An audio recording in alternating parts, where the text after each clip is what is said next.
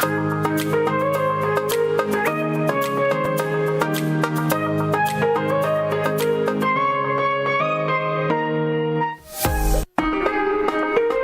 me say a special good morning to one and all. Welcome to another edition of To The Point. Today being Monday, it's the 14th day of November. We're already approaching the midway mark of the month of November. Time flies. Time certainly to fly. Good morning.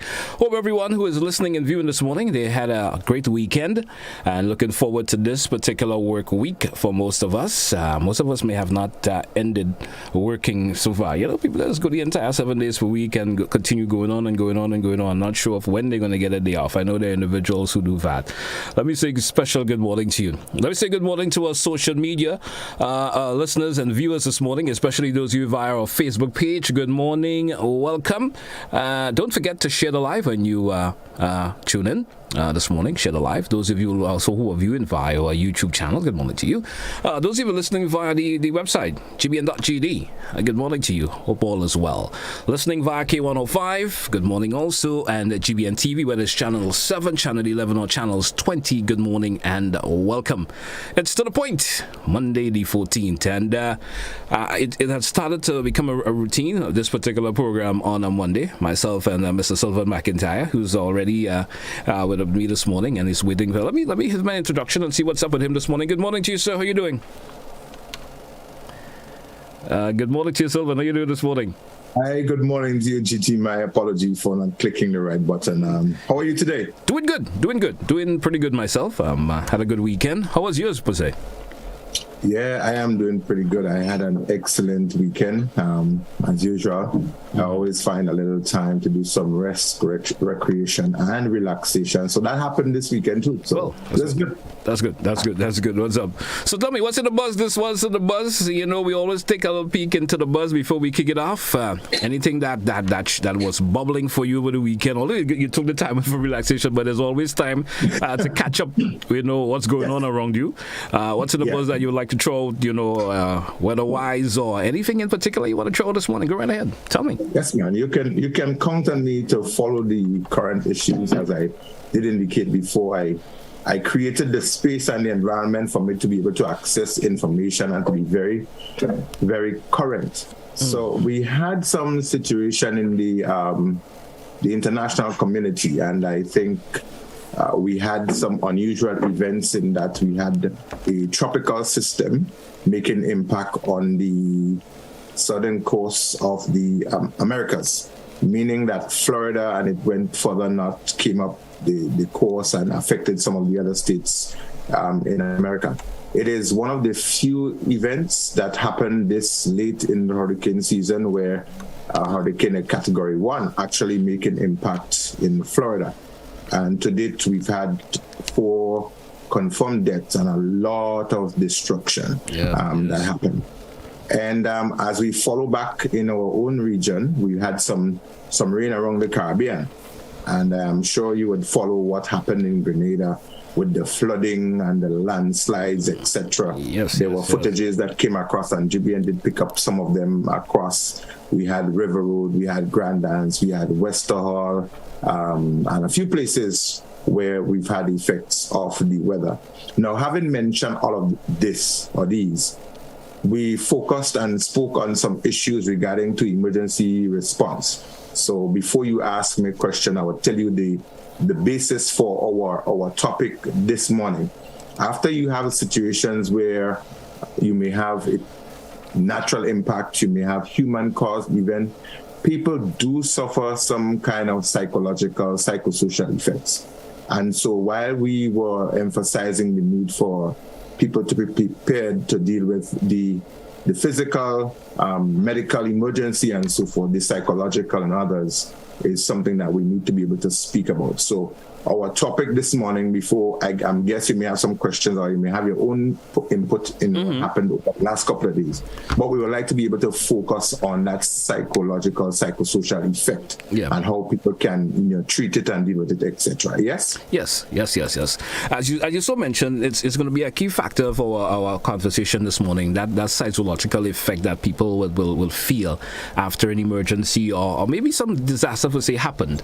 You understand? People always have to get themselves in that particular mood after things happen. In terms of the mood, how do you let me see how I can put this question together. I'm just kind of grabbing it out of the air this morning. It's not a written one. I'm kind of grabbing it out of the air. How do individuals go about, especially the psychological part of it, to get themselves into that mood after a disaster? What is the psychological way of dealing with these disasters? If you could answer me or tell me about that. Yeah, sure. And my regrets again that I probably could have given you a deeper intro into what is called psychological first aid. And this would be the theme for today, basically. And we will speak about trauma and explain what it is. We would probably give you 3 types of trauma that one can go through. I will want to relate to some events that we may have had in recent times and how people deal with it, how they recover from it. It is critical. So it is not just the physical response or the material and the equipment that we have to deal with a situation, but how the individuals deal with things and how a group of persons are allowed to deal with things could make a massive difference. Yeah. So let me just back up on that, and I will answer your question. Don't be afraid.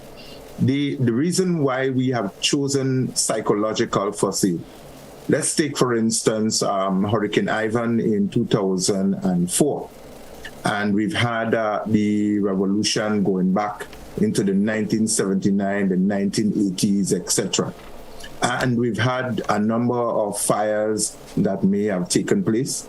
We've seen a number of traumatic situations and conditions where people die and so forth.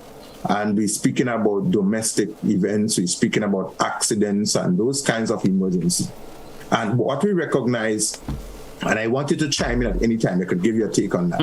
What we recognize most of the time is that even our own professionals and our responders, we've had COVID-19 as well, and that had its strong psychological effect on our society.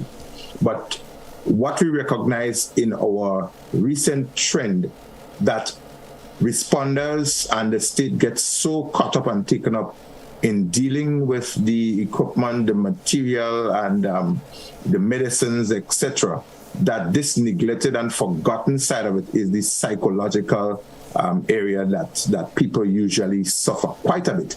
And if you ask me today, I led the response as National Disaster Coordinator in 2004 for Hurricane Ivan. And 10 months later, we had Hurricane Emily, Emily that came afterwards. Yes. And 18 years down the road, people are still saying to me, I have not had anything from Hurricane Ivan. Or people are still saying to me, I have still not recovered. When there is strong winds, there is rain and everything else, I still get the jitters. I still become scared. And what we find is that people have not been psychologically been treated to deal with the situation. People have been suffering what is called PTSDs and so forth, post-traumatic stress disorders. And there is something that we are also going to speak about, SMID, which is stress management in disasters. These are some treatment and some cases that, areas that have been neglected where people should be treated, they should be spoken to.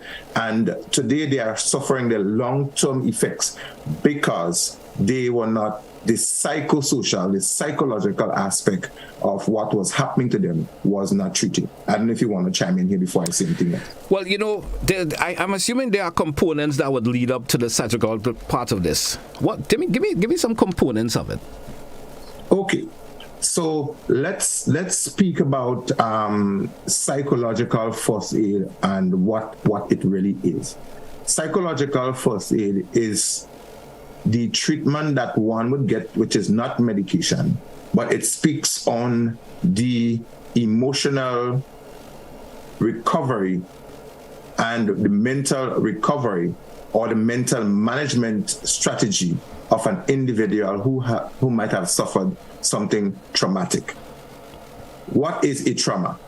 So a trauma then is an event or an activity or an occurrence where that might have what you would call a stressful, a frightful, and distressing impact on someone. Meaning that the person may not have suffered some obvious physical effect, but the event would have been frightful, it would have been distressing, and so it is something that requires some form of attention. So psychological first aid is geared at helping someone to cope with that situation. Now first, let us break down a trauma in a wider sense. If someone has lost an individual, so let's go back to the recent situation. I understand also over the weekend we had a suspected homicide. Yeah, someone lost in one of the communities. Yes. Right. And we see these things happening ever so often. One, the situation that we spoke about in the parish of St. David's last week, I think it was, where children may have witnessed what happened. They might have been neighbors who witnessed what happened. And the people who responded to the situation themselves, for instance, your own GBN workers who are exposed to looking and seeing these situations, they might see somebody with blood, they might see broken, they might see decapitation, they may see amputation, all of these taking place. And what you find happening is that these persons are just allowed to go back within their own environment. And seldom persons will go back to them, speak to them, ask them how they are feeling, look for the signs and symptoms that we are going to speak about to show you that someone is going through some level of trauma. Mm-hmm. Not even asking them how they are dealing with that situation, what may have gone on, and how they can handle it. And what you find later on is that we start having a cascading effect where other people start having other effects of the situation that they may have gone through. And some of the signs and symptoms of what people live through trauma, they may have things like dreams, they may hallucinate, they may go on having troubles when they see things that are similar to what they experienced in the past. And so the intervention of psychological first aid, it is critical in identifying the signs and the symptoms of what these persons may have been going through. So rather than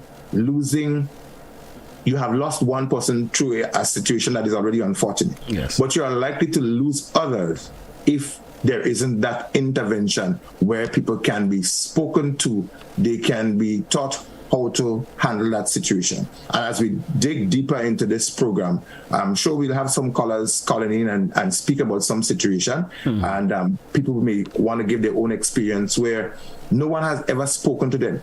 I remember a situation where this family, they had this traumatic situation where a gentleman died tragically. And after 10 years plus, I personally spoke and said, has anyone ever reached out to you to ask you how you're dealing and how the family? And I said, no one has ever spoken to me. And I can tell you the family has been going through trauma. They have been crying. They have been acting out differently because that aspect of psychological treatment was not prevalent. We do not want to see a continuation of that. We don't want to see a repeat of that. While we would want to commend the Ministry of Health and the Ministry of Social Development and Wellness, they do have counselors and people who are doing those kind of an intervention. My observation is that just like we have limited first responders or insufficient people who are trained in responding effectively to emergencies, similar, that aspect of psychological support is grossly inadequate, and we would need to see more of that intervention so that we could have less long-term effects and less zombies walking around and less people people going through and having those situations to deal with on their own. Sylvan, let me ask you this. Most time, the physiological, for say, is not always that physical. You may not see that physical feeling of someone or see something is wrong with them physically. I would say 90 to 100% of it will be that mental way about themselves, how they feel within.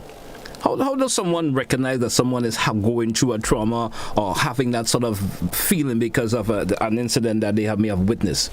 How does one go about noticing or saying, well, I paid attention to this is how GT is behaving, because of how we saw this happen? How does someone, because we talking to regular individuals out there right now, maybe not someone who have that professional knowledge of knowing that someone is going through something, but regular people looking at friends, family, how does someone identify that someone is going through that particular trauma in that way? First and foremost, we must assume the most serious situation when anything has happened. When a police officer goes to a report or any scene of a crime or otherwise, his deduction is to start with the most serious, and then you do your deductions thereafter, and you would break it down into what then could have happened. So you look at the most serious, the worst case scenario, and you break it down from there. Similar. If one responds or there is a situation that has occurred, what has to be done is to look at every situation that there would be a fallout from this. There would be some psychological effect from that situation. And it is not just a little bruise that somebody may have gotten and or a little scrape or something, and they can go through that. As I did say, anything that has happened that is distressing, it is emotionally disturbing and frightening, etc., it is likely to have a psychological effect down the road. So here are some of the signs and symptoms that people should look for. One, an individual or individuals may become withdrawn. You know that you have known this person all of your life, GT, to have been an open, outspoken. You have known this person to be smiling and saying a pleasant good morning, good afternoon to people as they walk along. And suddenly you recognize that that person's countenance has changed after this event. They do not speak as much, so their words become fewer, obviously. They have what you call withdrawal syndromes, where they start keeping themselves away from individuals. They do not want to go out very often. They do not want to walk around. They do not want to mingle with people, so to speak. Even their eating patterns may change. Their social habits. That person liked cricket before or football, and you recognize that it is minimizing, that person is not having so much of that inclination. On the flip side of that, that may be the milder form of psychological response to a situation. In other circumstances, people may become aggressive. They may lash out. You speak to somebody, you may just enter a bus and you said, "Ma'am, excuse me," and that person will just lash out on you with different words and reaction. Where is this coming from? That could be an underlying sign or an issue that the person has not dealt with properly, and they would lash out. You would find that might be happening to students. They are in school and they become loud, they become boisterous, they seem to be seeking attention, etc.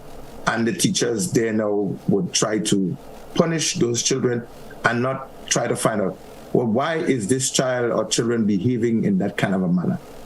It is an indication. Those are indicators to say to people that there is an underlying issue, and so it is something that we should be able to deal with. And that is, it does not take the ordinary person to recognize those signs and symptoms. But you are right with your question. Programs like what we are hosting here now is to be able to make people become more aware of the environment, to make people become more aware of the person that they see around them every day. Where there is a change in behavior, there is a change in their lifestyle and pattern. And it could be an opening or an opportunity for a conversation where you might recognize that that person is definitely in need of some help. You may want to come in here before I add anything more. Well, I will want you to take stick a pin there, just a minute for us, Sylvan, because we drew for a break. Let's take it, then we come back, we get in more into the discussion. Stay with us for a wee bit. Hey, folks, it's K105, GBN TV. It's To The Point. We coming right back. Don't touch it down. Are you busy during the week?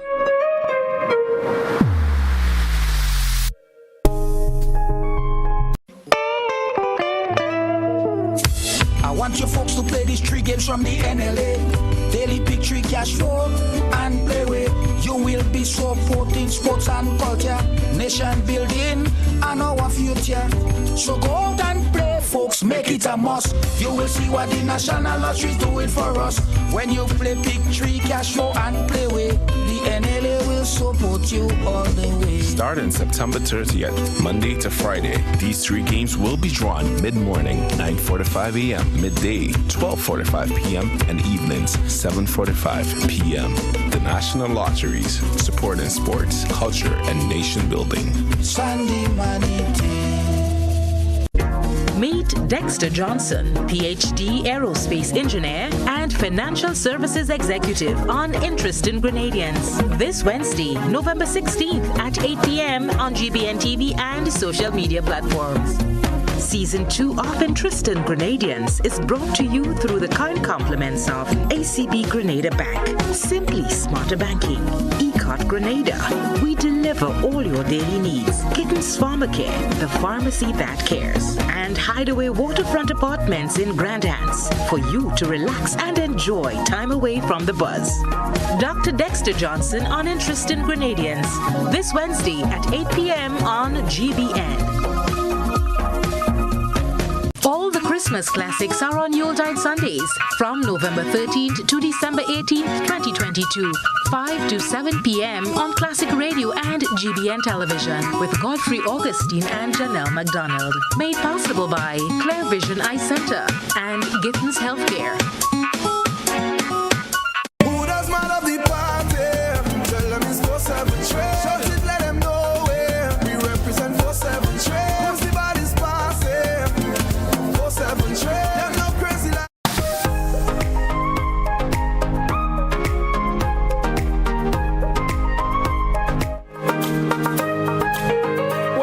Welcome back to our listeners and viewers. It's Monday, the 14th day of November. It's To The Point, and as usual on a Monday, myself and my co-host, Mr. Sylvan McIntyre, we speak a whole lot about ways in which you can manage, not only manage yourself, but ways in which you can help.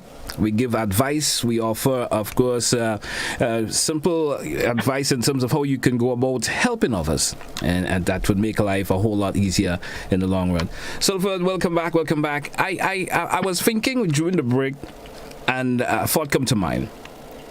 Now, we spoke a lot on the psychological first aid, but there's also something called the is it the physiological first aid. So there's come here, weigh the two for me before I give you the question that I have pertaining to both.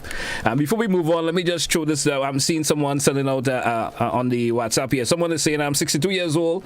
Hurricane Ivan was in 2004, and up to the present day, when hurricane season comes around, I always have the deep fear inside of me. So so that's where that psychological first aid comes in there now to help that individual. Where maybe they could have gotten some counseling back then, or even now, and that will help them to understand and to ease that trauma that they feel when the season comes around. Right.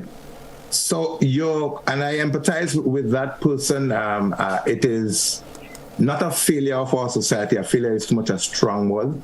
I think it's a weakness in our society and in our system that we need to correct. And I can tell you, in 2004, let me just say to the caller, I empathize with that situation. People would think that if you have some level of authority, that you are superhuman.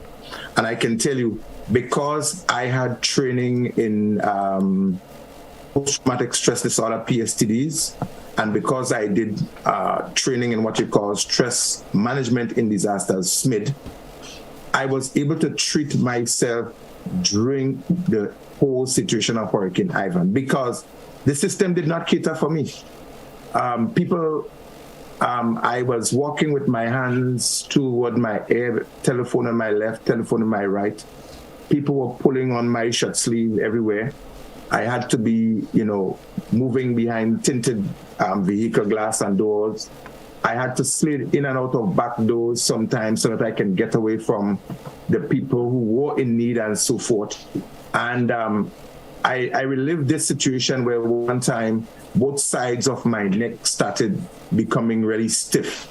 And again, having mentioned that, it is one of the signs that show that you are high stress. When your muscles begin pulling up and your skin begin feeling that effect of the muscle tightening up on you in certain parts of your body, it says that you're high stress and you would need some attention. So because I knew some of the signs that were coming on, I had to move away and find some of the techniques myself to be able to deal with it. So going back to your question on physiological and psychological, they're actually two different form of treatments and events. The psychological deals with more the mental and the intangibles, meaning that the mind and things that you can do to help the mind or things that affect the mind. That in itself, in a nutshell, layman's term, is psychological. And you may hear people speak about this person work some psychology on me, and psychology in itself is not meant to trick people, like some people tend to believe. It is something that works with the mind, and as I said, it is something that is intangible, meaning that you can't touch it, but it is either negative or positive. The physiological speaks of more the physical things that you may be able to, the more tangibles. In other words, if I say that somebody's physiological needs are met, the basic physiological needs like shelter, food, clothing, etc., those are physiological, and so it is different to psychological as opposed to physiological. So sometimes you are able to meet the physiological and the psychological is not helped. And you might be able to help people psychologically and it help the physiological. It's sometimes one will walk into the other. But for this morning, we are speaking about the psychological first, meaning we are speaking about how you can treat the mind, the mental issue, the things that affect you emotionally and otherwise, the interventions that you can take that can really help someone. Speaking of the psychological first aid, and in terms of how it could affect someone in terms of if that treatment is not offered in a timely manner. Yes. And we go back to Hurricane Ivan once again. We may go back to a particular accident that occurred where multiple individuals may have gotten, hurt and stuff like that. And sometimes, all that may have occurred or may have happened after the after effect. We speak more of is that yes, they go to the hospital, they get treated, and they get sent home. And not always you find individuals are able to deal with that after effect of an accident or whatever nature it is that caused them to may have gotten hurt. So that's where the physiological, the psychological part, I'm mixing it up sometimes, the psychological part comes in. And tell us, why is it that important, or is it so important for individuals to get that psychological help, especially after a particular incident? Let's move. Maybe not a hurricane or a disaster of that nature, but say like someone there was an accident, numerous people got hurt, and you may have just experienced where you just gotten a broken hand or maybe a damaged finger, but you may have watched the other folks who were in that accident now. Someone may have lost their life. And you as an individual, you go to bed at night, you having restless nights and so because of that. How does someone really deal with issues like that? How people go about dealing with that? Right. Your question takes me to an area that I did not fully explain earlier on. Well, not that I neglected on it, but I didn't think it was timely. I was speaking about trauma, and as you ask about moving away from Hurricane Ivan and thinking about maybe someone losing a finger or somebody having an accident, this is where the levels of trauma comes in. So you may have what you call acute trauma. You may have what is called then chronic trauma, and then you may have complex trauma. Let me explain. Now, the acute trauma speaks to a single emotional event that somebody may have gone through, and it has happened, and the person have not had help to deal with it. So it's just a single event that may affect them over a period of time. Then you may have a chronic situation where it is more than one thing, to the extent where it goes a little bit further, that leads into what you call a complex trauma situation, where you have multiple things that may have happened that gives a person more challenge to deal with them. So whether it is acute, whether it is chronic, or whether it becomes complex, it speaks to the degree of the event that the people would have to deal with. Speaking of the degree and the level and the numbers, it therefore means that the intervention or the assistance required may vary. And this is why traumatic situation impacts on people's mental wellness. To answer your question directly as to how important it is, the lack thereof of the appropriate and timely treatment could also lead to mental illness. You may hear people saying that this simple thing may have happened, and all of a sudden that person starts walking and they're looking at one spot for a long, long time.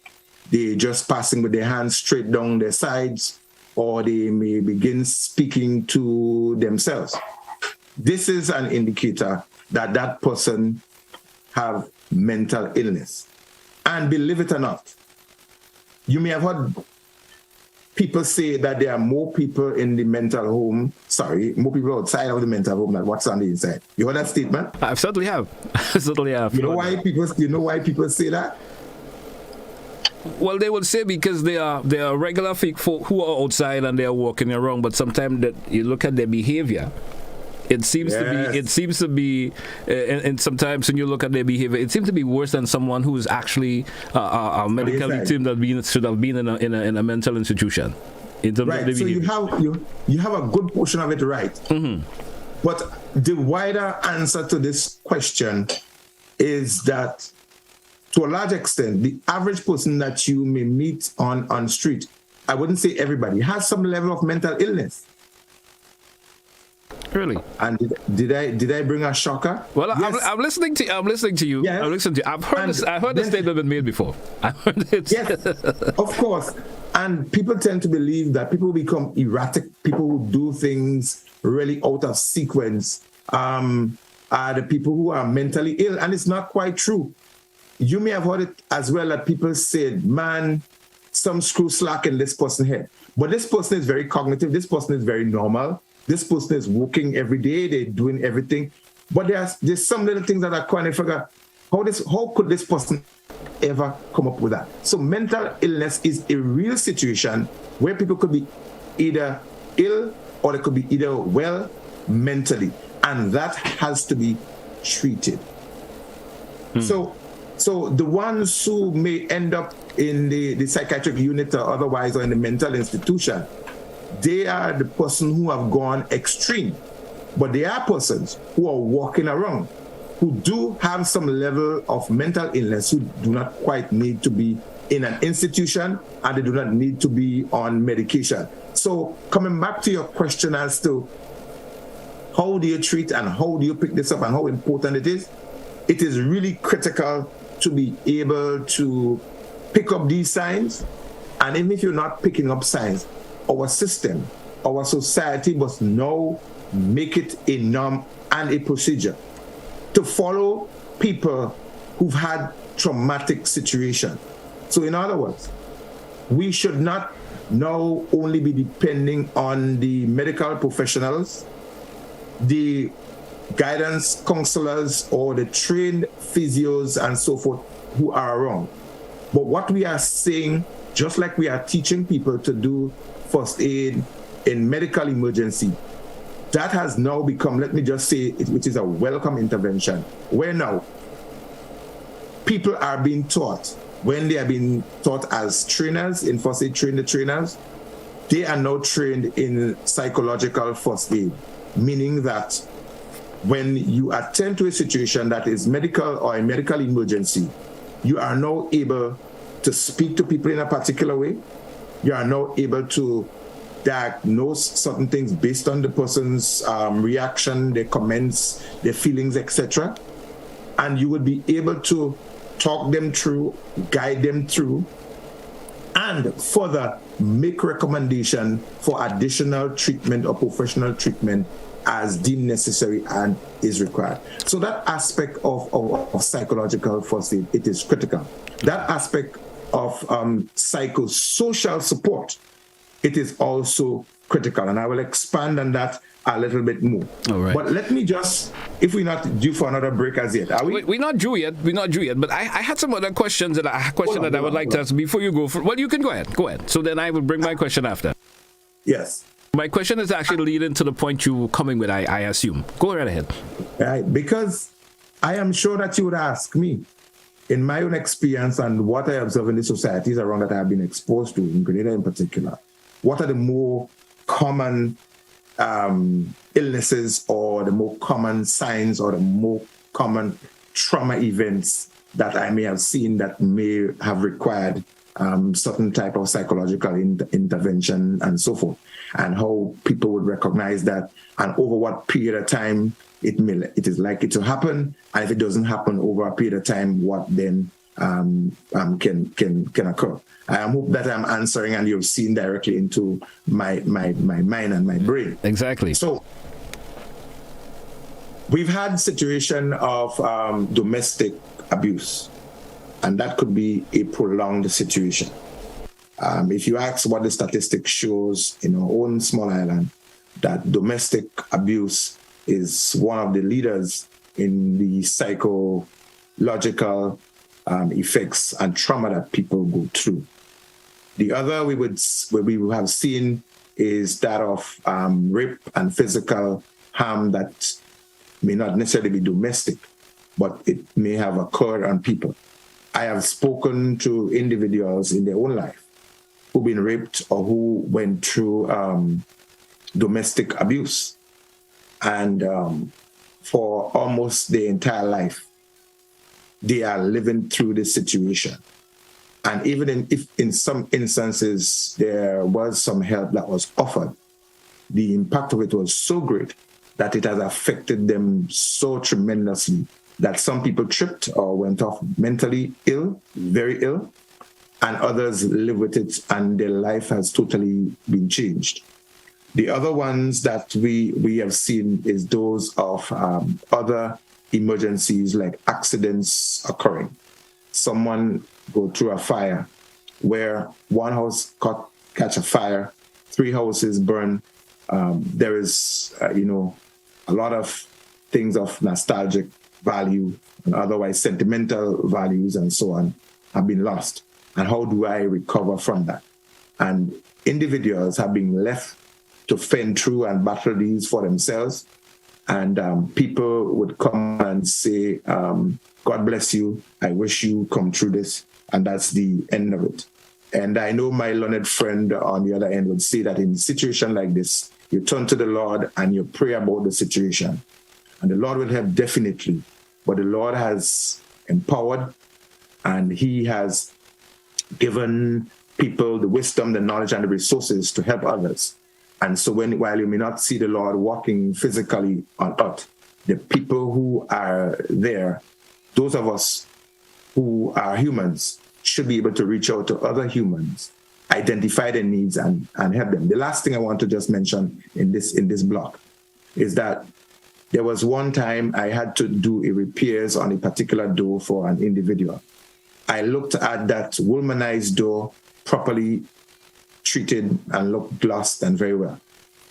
When I pushed my hand against the door, it went right on the inside, cracked. But the door was looking very nice. It looked like a normal door. But when I pushed on it, the impact my hand went all the way on the inside. Yes. The point I am making here is that you see people walking around day to day, and you see me smile, but you don't know what I feel inside. You know, there's a song that says that. So you may see people walking around, and they might be walking around with loads of baggage, loads of things that they are carrying from situations that they went through. And the unspoken word is there in their own expressions and the impressions on their faces, etc. And we do not often pick it up. Having picked them up, I will, in our next segment, tell you how we can recognize and how we can treat them. So when I have a question, I do have a question here from a listener this morning, and I also want to encourage listeners and viewers out there, if you do have a question or two that you'd like to ask, the lines are also now open, 435-2041. And this individual is saying, and he said to ask you, I'm not sure if you may be able to ask, he's saying that how could you categorize someone that speaks to themselves when there is when they are by themselves, or is quietly walking behind someone? You could actually hear a lot of things they actually saying to themselves. I'm not sure if you're able to answer that. I mean, you may not be a psychologist, but you may have an answer you would like to give to that if you can. Yes. So I wish I would give you a layman's explanation for it, but I like Mr. Panchu and young Mr. Hector, and these guys who are now some of the clinical psychologists that we have that is coming through Grenada, and they've been doing a fantastic job in helping people through that. But as I did mention before, speaking to oneself is also, an indicator of mental illness. And speaking to oneself may also just become a practice. It just may become a norm that some people feel more comfortable in just having a conversation openly with themselves. So it may require some professional scrutiny. If it becomes it becomes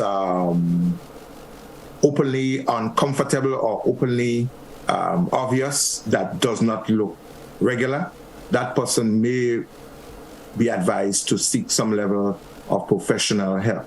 But it does not mean, in layman terms, that my training have afforded me, that someone who speaks to themselves is necessarily a mad person or mentally ill. Right. But it is also an indicator that that person can have psychological challenge, and that's their way of dealing with it by speaking to themselves. All right. So we do have a phone call. Let's go to the phone line. Caller, good morning. Welcome. Good morning. Welcome to be on your program. Now, I'm listening to your program. There is a situation of withdrawal syndrome. Uh-huh. My granddaughter is in a situation like that. She is 15 years of age. She had a problem with her mother and other little necessaries. But what happened to her is that she started having seizures. She got angry with the mother and she fell with a seizure. She had a second attack again. She was hospitalized. I'm out now, but she doesn't want to go to school. She doesn't want to meet with the children. She have exams. She's in Form 4. And she finds it's too much work for her. She cannot deal with it. Doesn't want to go. What could I do? Because in the school, I asked them to give her counseling. And I don't know what to do because she's been seeing several doctors. She did scan and everything. I don't know what to do again. All right, Walla. Thank you so much. Somebody, do you think you're able to answer? Yes, GT. It is on. Ma'am, I empathize with your situation and your 15-year-old. I have heard and seen many situations like these where students, for some reason, have withdrawal syndrome from situation. It may be simple as being pressured. Some people are pressured to do things beyond their own expectation that they feel that they can't do it. We've had situations where people went on to do even worse things and just been withdrawn. And it goes beyond sometimes, as I indicated, beyond just medical situation. The caller just spoke about seizures and so forth. And I remember speaking earlier on the program as to where seizures come from and so forth. And it goes back again to speak of the mental capacity, where the person's mental capacity, remember, seizures come from a a malfunction or an electrical imbalance within the nervous system. And so what happens when people have levels of trauma, it acts on the mind, it acts on the mental capacity, and that will cause different forms of reaction. It may bring out different feelings and different emotions from people. I would advise that you encourage, or you yourself try to encourage the child to see a professional. The counselor that the child may have seen before may not be at, let me just back up. There are individuals at times who have become withdrawn. You will have to seek out to find the professional comfort of that individual, meaning that there are certain people, maybe gender or otherwise, that these individuals will become more accustomed to, or they will become more not accustomed, but more comfortable with. And therefore, it is not a situation where you should give up on the child. That child needs psychological support. The child needs counseling. This child needs that kind of a therapy that will help her to come through this. You may have tried one professional, it has not worked. It is not a point where you should give up. You should seek to find another professional that will be able to help, and given a process of time, without giving up on the individual, that child might be able to come through and deal with the situation. But the students and teachers around whom this child has to be engaged, the child's situation must not become an open conversation of individual, but at least the teacher and principal must become aware that this child is going through a situation that requires particular attention, and particular attention must always be paid to, and a professional must always be sought to work along with the child and the parent to help, obviously, to come through the situation. All right. So when we drew for a break, it is not a straight up one fix. All right. We drew for a break. Let's take it, and we come back. We may have an early wrap for the show today. Don't forget, it's all about jingle and mingle here on GBN K105 and GBN TV. So let's take that break. We coming right back. Stay with us.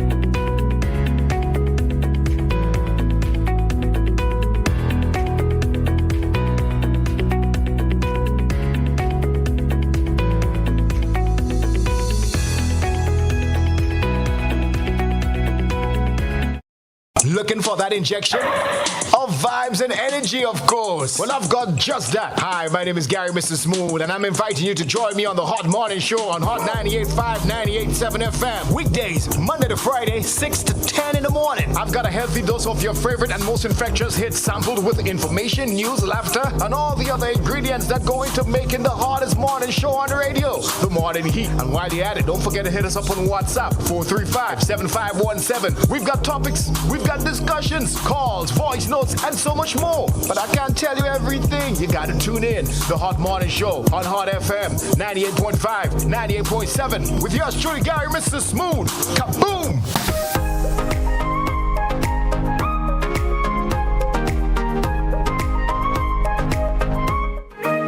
welcome back, listeners and viewers, to the point here on GBN K105 and GBN TV, Channel 7, Channel 11, and Channel 20. Good morning, and welcome back, Sylvan. Sylvan, before we move through and accept another caller, I had one question I wanted to ask before we move on, because we have limited time with us this morning, maybe just about 10 more minutes left.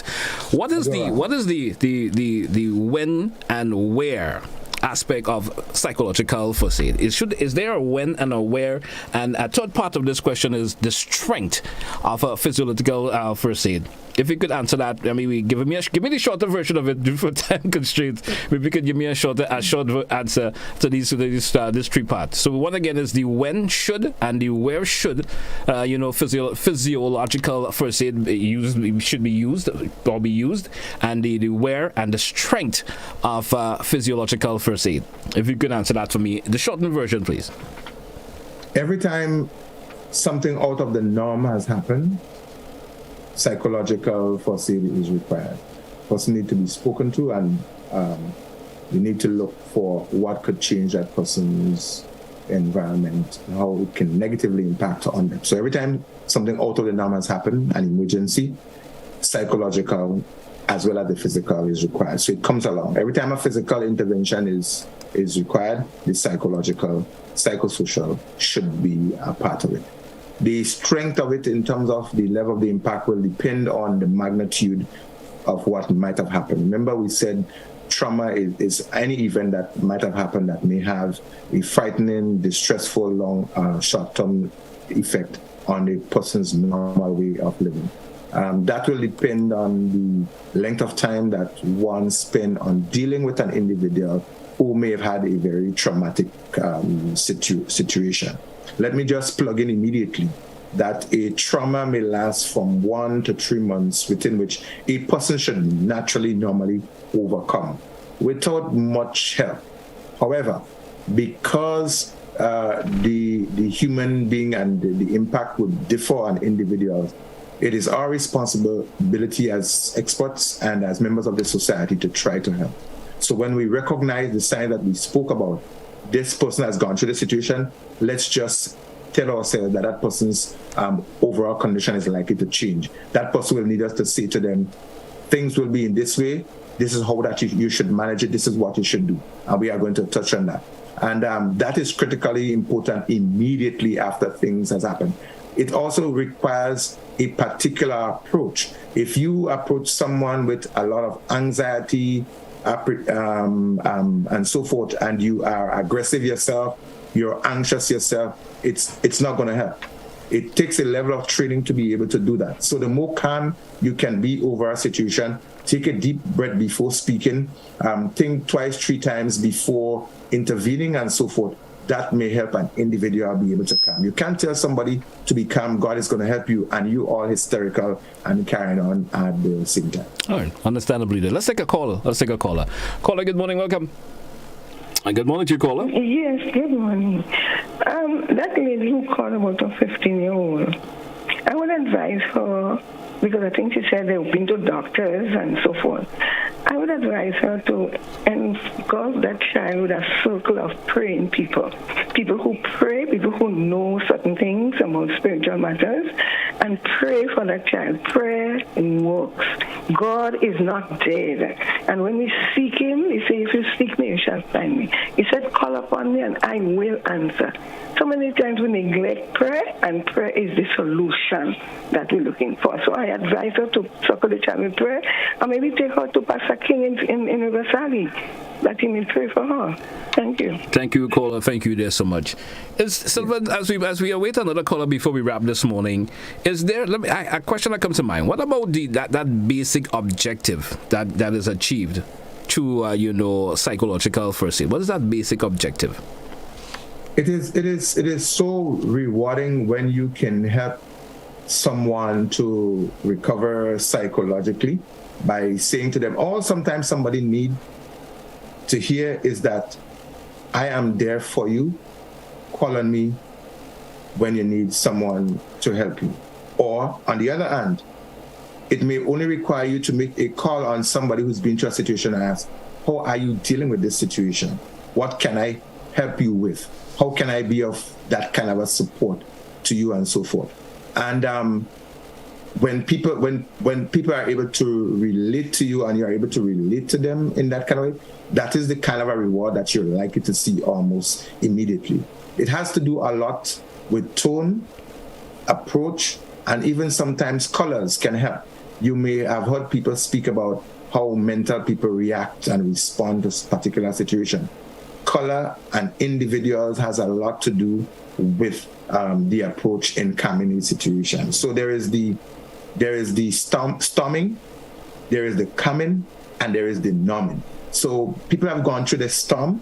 You have to be able to help them to find the calm, and then you have to be able to help them to get back to the norm. All right. And it is easier said than done. I will summarize with a few things people can try, they can use with themselves and individuals so that they can come through a psychological, a traumatic situation. All right. Let's take our caller, maybe our final caller for the morning, and then we'll come and take a wrap. All right. Let's take our final caller. Caller, good morning. Welcome. Yes, sir. It's a good idea when you know the prayer. Mr. Sylvan, I admire you. It seems we have endless knowledge. But let me tell you one thing. You know me, but I know you, but you don't know me. Let me tell you, everybody balling to pray, but they live in all this word honestly and sincerely. Okay. This is you must pray and mean what you say. And you must pray godly prayers. Not to tell somebody to cut them down or do that to them. Pray honestly and sincerely. So don't forget these two words. Honestly and sincerely. Thank you very much. Thank you also, caller.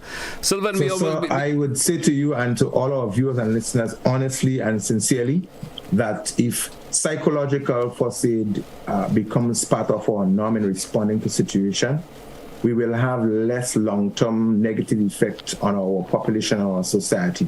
We'll have less people becoming more agitated and spreading a crime situation and prolonging an unhealthy situation longer than it normally should.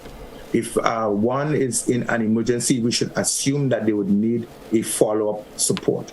They would need us to be able to speak to them in a particular way, counsel them in a particular way, follow them in a particular way, and help meet particular needs that they would have. We would want to advise people who've been through a very traumatic situation, help them to eat healthy, help them to engage in physical activities, ask them to be away from the conditions similar to the one that they went through, go to places that mutual, engage a lot with nature, do not spend a lot of time on your own, always be able to speak to someone, encourage them to speak up and not to shut up. And there's quite a few ways that we can help people to do that. But one of the things that has worked tremendously is helping people to have proper diets and to involve in physical activity. Physical activity helps mental, physical, and emotional readiness. And the foundation, if you ask me again, it is always good to take it to the Lord in prayer, regardless of what condition or situation a person may be going through. All right. Sylvan, I want to thank you once again very much for being part of the program this morning. Always interesting as always. We'll do this next week once the Almighty permits. Have yourself a good day, sir. Thank you. All right. And also our listeners, viewers as well. Good morning, Grenada. So all our listeners and viewers, we want to thank you also for being part of the program this morning. Join us again tomorrow for another edition of To The Point. Until then, have yourself a great day. This is where we say goodbye for To The Point for today. Goodbye.